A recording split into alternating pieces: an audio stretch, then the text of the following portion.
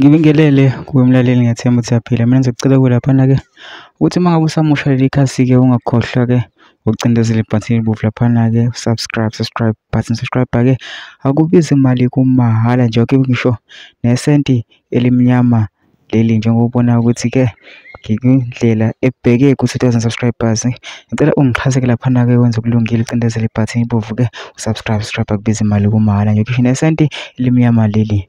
Udaba kulethele lona-ke namhlanje lithi-ke khona uMhlaziyi kamaskandi odumile lapha ku-TikTok ohlaziye lokutalabhana kukaMthandeni kanye noGatsheni. Njengoba sonke sazi ukuthi lapha ku-Facebook uMthandeni benoGatsheni-ke bebetalabhana kabi laphana bezidlalela uMhlaziyi-ke obese ehlaziya lento lena. Kodwa-ke angifuni ukuthi mina-ke wezwa ngami ngizodlalela-ke yona i-clip lana uyizwele wona. Ngisacela kuwe-ke mina ukuthi ungene ema-comment section-ke ubhale ukuthi ucabangani ngalo lolu daba leli-ke. Naye-ke le clip-ke awuyithokozele.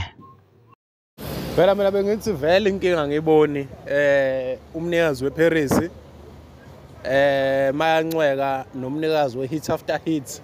Angithi izona ingoma ezizaziyo leze South Africa njengamanje. Laba abanye ba-right abacula igeke. Bekangeneleli njena kancane la.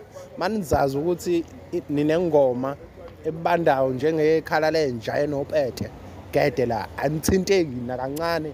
Neke ukuphawula indaba eziwushidi la. Indaba kaShidi la ayifuneki.